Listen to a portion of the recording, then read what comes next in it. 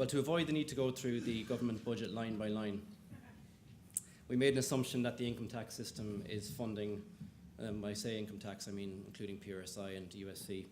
We made the assumption that that's being used to fund the Department of Social Protection.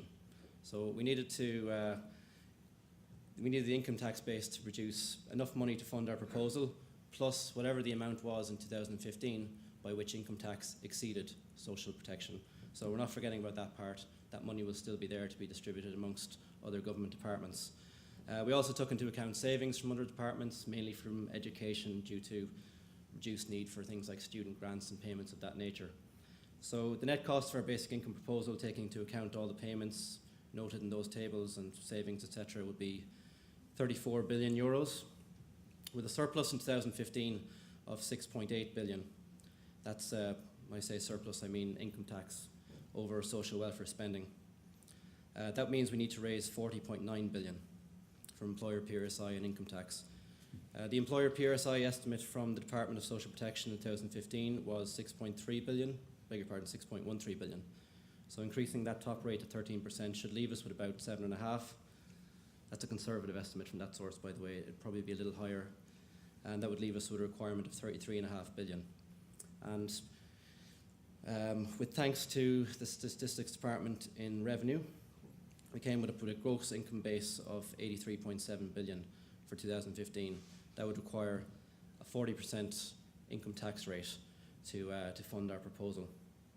40% is an important number. It represents a low marginal rate in comparison to the current system, but it also means that even for lower earners who pay all of their income tax at the standard rate at the moment, they would actually not lose out, in most cases be much better off as a result of the fact that they will be receiving their 150 euros a week payment.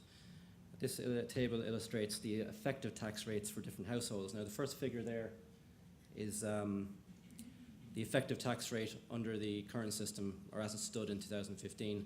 The second figure is the effective tax rate under our proposed system, and the third is the monetary effect of the proposal. The table again is reproduced in the book. It's kind of difficult to see what's going on there, so I'm going to have a look at just a couple of examples.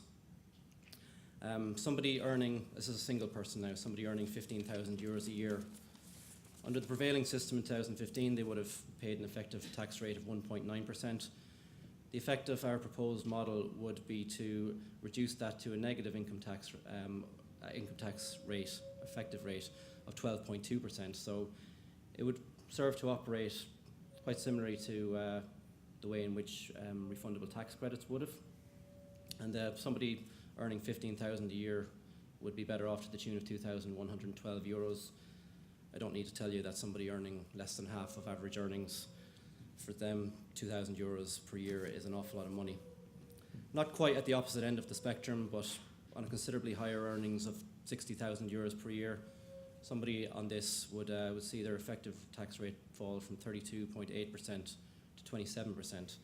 Now, again, they're better off, but the effect here is not due to the is less due to the basic income, more down to the fact that they're paying a marginal tax rate that's considerably lower. That's 40% as opposed to close to 50% under the current system. They would benefit to the tune of 3,512 euros a year, excluding the effect of tax reliefs. So, excluding, like I said, excluding the effect of the removal of those tax reliefs, which they would be significant mainly for higher income earners. The basic income proposal would be broadly positive for most households in 2015. If you look at these as an example, single people, couples with one or two earners within these salary ranges, they'll all benefit, you can see in the green, to some extent. Low income earners would have very low effective tax rates, but those on particularly low earnings would actually have their income topped up in with what is effectively a negative income tax rate. At the other end of the spectrum then you've got high income earners who would be paying a far lower marginal tax rate, and as a result be better off than that. Again, this doesn't take into account the effect of tax reliefs, but I'll get to that now in a moment. But aside from the monetary effects, the proposed system would have a number of other benefits. I won't go into them because many of my predecessors on the stage have already. There's of course the reduced administration and the effect of you'd effectively be removing all poverty traps from the system, but there's also a positive effect for the environment.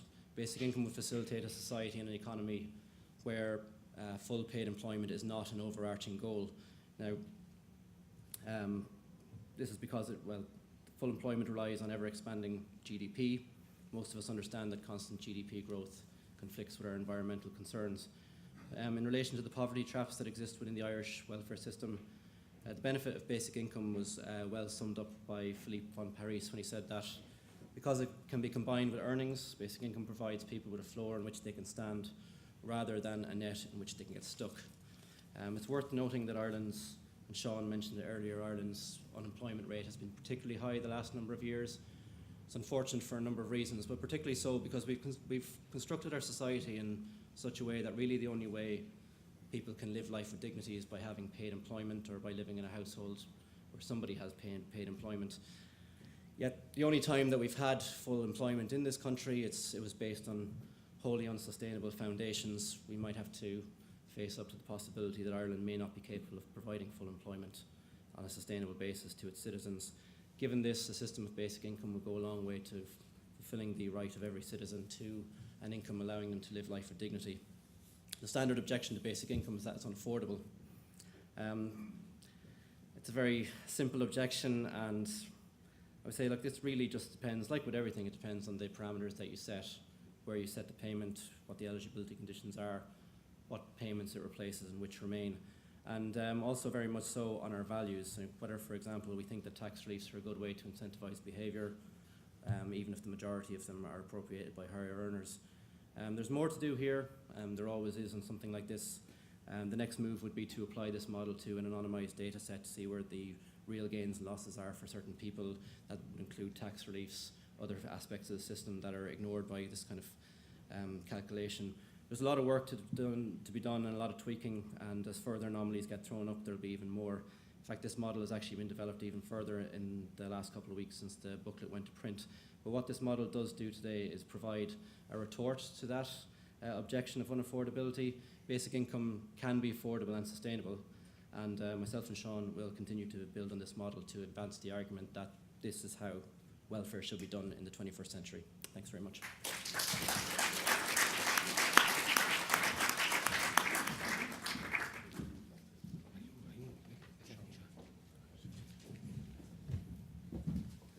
That's great, lovely. Okay, we're going to open that up to the floor. We've had some detailed costings there now to give us some idea of where we're heading. Yes, we've two questions here we might take initially. This one here, Bridget, and I think we've... Hi, I'm Marie McGarn from NESC again. I'm just listening to all the costings and thinking, wondering if anybody would like to say anything about the disruption that would be caused to the labour market by some of the proposals. Because if people don't like their poorly paid jobs and they leave, what does that mean for employers? And then I know we had a lot of talk about administrative savings, and we're starting to realise that means redundancies in the public sector, I presume, and where are those people going to go? And then your costings on the tax that would be paid, is that like based on the same number of people working? And are you sure the same number would still be working? Or do you have any thoughts on that? Thanks. Do you want to address that? Yeah, I think it's fair to say that there is a certain amount of disruption in the labour market involved in this. Obviously, as I think several speakers have pointed out earlier on, if somebody has a basic income, they are in a stronger position, okay? So that if jobs are particularly nasty or not attractive, you might find situations where employers would have to pay more if they want that job done, do you know? Now, that can be regarded as a positive thing or a negative thing, depending on where you're coming from. But it certainly is, it is an aspect that has to be considered. With regard to the tax costing, the way this is done is it's costed on a sort of static basis. In other words, we haven't factored in behavioural changes here. Okay, that's a whole different level to which we haven't gone yet.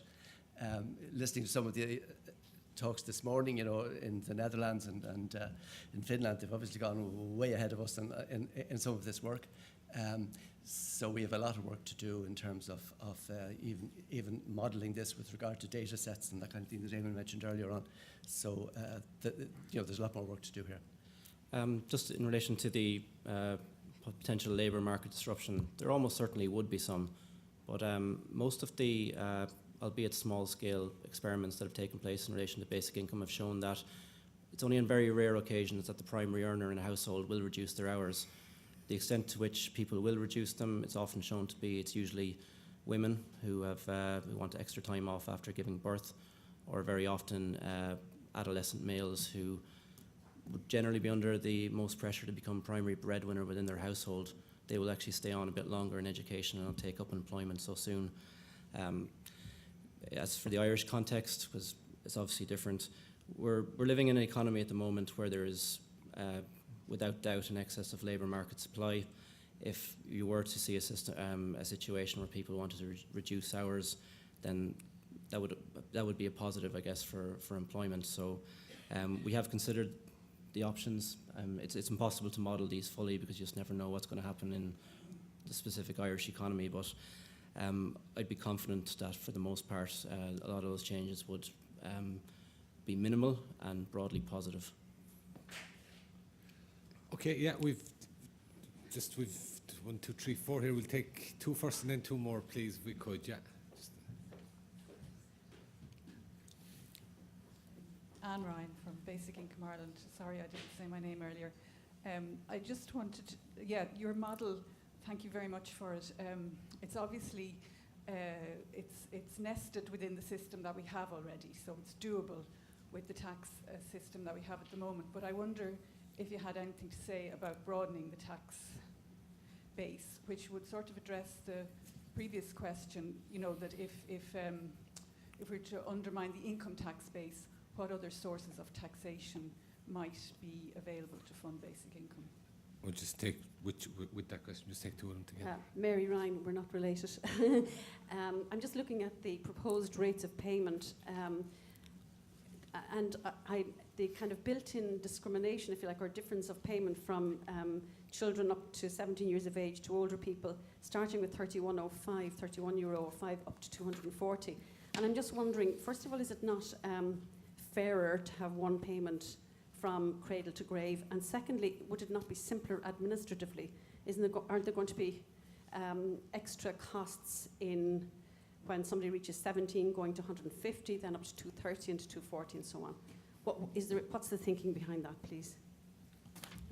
Yeah, in relation to the different levels of payment, a lot of it is would be down to what's politically viable and what's affordable in the short term. As Anne pointed out, this is broadly within the scope of the current system. The main change is with relation to working age adults and what happens to their tax credits, and instead of receiving credits, they receive a direct payment. There's certainly scope for changing this. This is just one way of doing it, and we're open to other ideas. The reason we would, another reason that we would advocate for an increased payment as individuals age is that, I guess, once you get to the age of 60, 66, people want to retire and they want to be able to, they receive a higher payment because they've less scope for entering the labour force or for staying in the labour force, for being in gainful employment. So part of the reason you would have it, the basic income payment set at a lower level for people, adults of working age, is because they do have the opportunity to go out there, they do have the incentive to go out and earn extra money because, first of all, they're keeping their payment. There's no disincentives like under the current welfare system where they would lose the payment, and they get to keep 60% of what they earn on top of that. Regarding Anne's comment regarding broadening the tax base, Sean, I think we might have suggested broadening the tax base once or twice before, have we? Again, the main idea of this model was to keep it very much within the scope of the current system, and certainly we would advocate. I think there's a scope to go a lot higher with the employer PRSI rate, for example. We believe that there should be a minimum effective corporate tax rate. There are several other bases which we would like to raise additional revenue for. Just for the sake of simplicity, I suppose we stuck with what we had there. But yeah, I think stay tuned for more on that. Could I just ask one?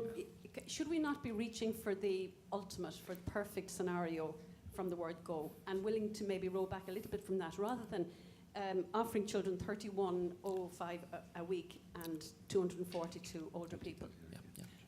I suppose what we were trying to do, Mary, we weren't trying to build a perfect basic income system, okay? What we're trying to do was to show what's possible within more or less the system that's there, okay? Now, we think that's a contribution. You know, you see sometimes, you know, people say, you know, the perfect is the enemy of the good, you know, and really it's quite a significant shift for most people to turn around things within the existing system. So that's really the modest ambition we had here, you know. It also means that the numbers are very solid and that kind of thing. So it's a more comfortable world for people to navigate in. But that doesn't mean that there aren't higher ambitions, you know. And, yeah. Okay, just behind you there, sorry, the mic, two people just there, and we'll just finish with that, yeah. Hi, C.E. Murphy, novelist. I suspect that the answer to this is a combination of political expediency, and this is what you're able to budget most practically. But given that the poverty line in Ireland is €202 a week, wouldn't it arguably be better to at least be aiming for that as the level for basic income? Okay, we'll take one there and one here. We'll just take the three of them together if you don't mind. Yeah. Okay, go on ahead. And just coming back to this broadening of the tax base again, with regards to what seems to be the way the discussion is going in terms of increasing social insurance payments and employment taxes. We have, I think, looking at a future where the amount of employment that's going to be out there for paid work is going to reduce, and this will just lead to a graveyard spiral in terms of employment if we keep increasing employment taxes. Now, if we're going to have a basic income system for us all to use, it needs making sure that the money keeps going around, whatever money is there. That means that those with capital who keep on taking money out of the system, we need to get at the capital to bring it back into the system. So it's capital that we need, I think, to be taxing rather than employment. Okay, thanks. And we've one down here as well. Just yes, thank you. David Quinn from Inclusion Ireland. I'm just, there's lots of very interesting information in this paper. Thank you very much. But I'm just puzzled as to why you chose to only have a single tax rate, and for that tax rate to be, in relative terms, extremely low for the high earners, because it means that the marginal tax rate for those earning large sums, certainly well above 60,000, reduces from 52% marginal rate down to 40%.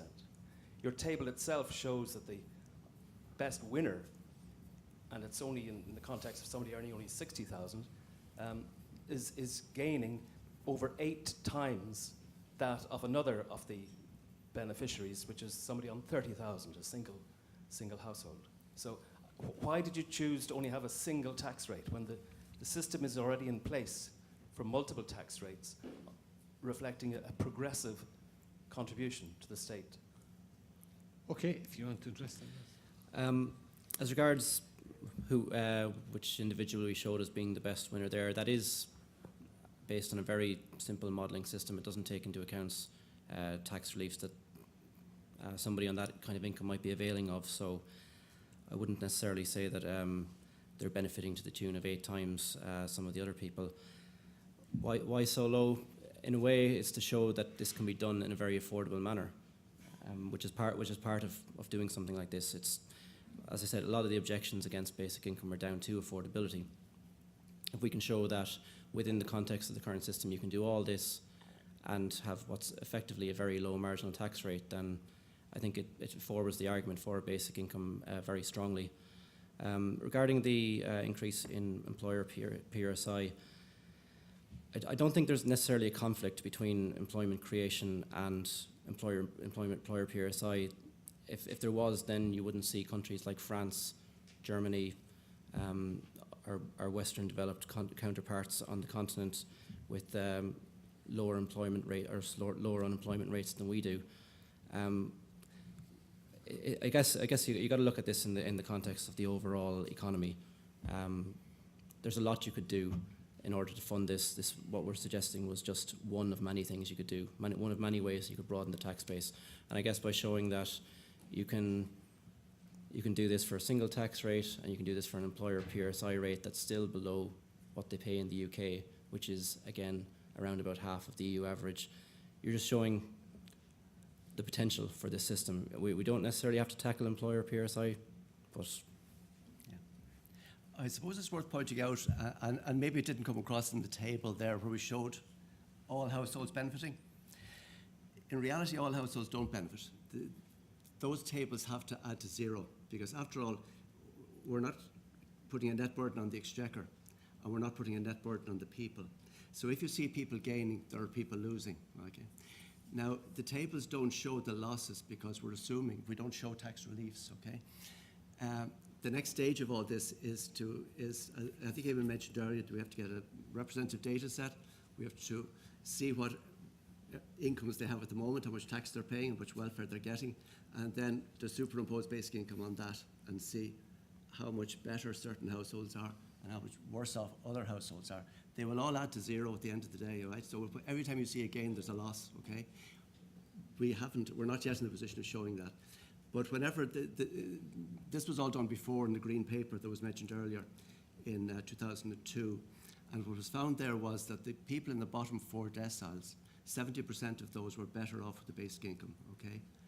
And the people that were paying for that were the people in the top deciles. And that was all done with the single tax rate, okay? And the reason that happens is that the tax reliefs, and some of these tax reliefs we don't even know they're there, but pensions is a big one, right?